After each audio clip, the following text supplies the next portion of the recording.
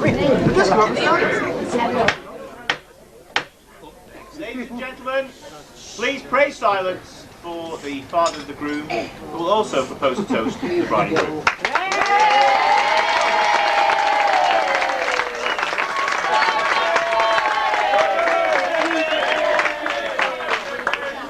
You won't be clapping me afterwards.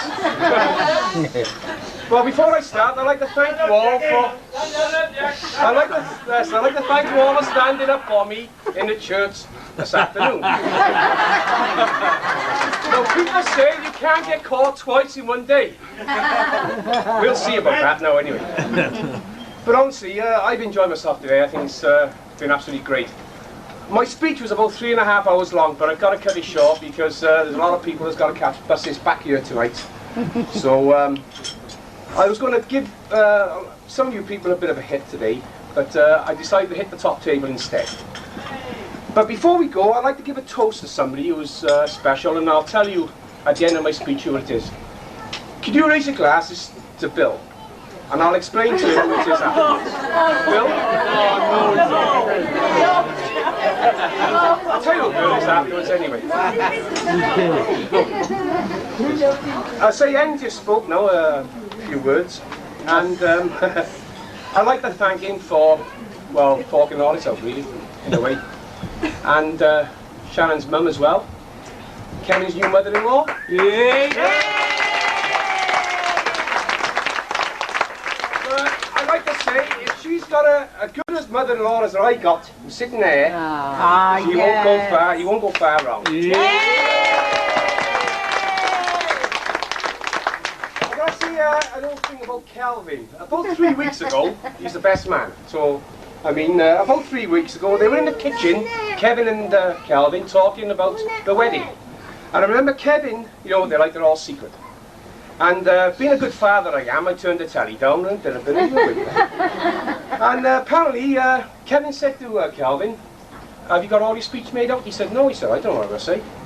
He said, "Well, you got to read the cards out and just say a couple of nice words about me." And he said, "I can't remember any." And exact words he said. But I say, I'm not going to go on and on. I was going to say a few things about my wife, but I got a bit more common sense than that now. No, she threatened to leave if I said anything bad about her. My children threatened to leave, and I thought, well, that's the best way of getting an empty house. So, I mean, when you stand up here, you got a bit of power. Only a little bit, not a lot. So what I'll do, I'll go back to Bill. Bill doesn't exist. Right? Yeah. He's Bill. He doesn't exist. Keith and I, my brother-in-law, we always go to weddings and we always spare a chair. Now when the food comes around, he says, "Who sits here?" We says, "Bill." And we get extra food. So what happens is then we split it between us. You see? So the point is, you give a toast to somebody and you've been caught twice in one day. Correct? Yeah. So I say I won't go anymore now because I say the speech will be short now because everyone wants to get home and get back down again.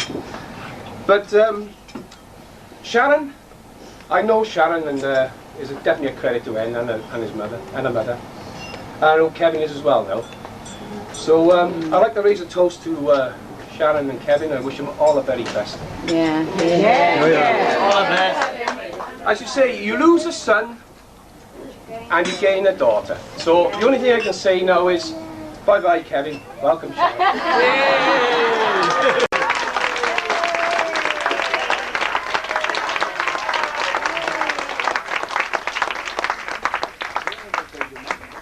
Ladies and gentlemen, please pray silence for your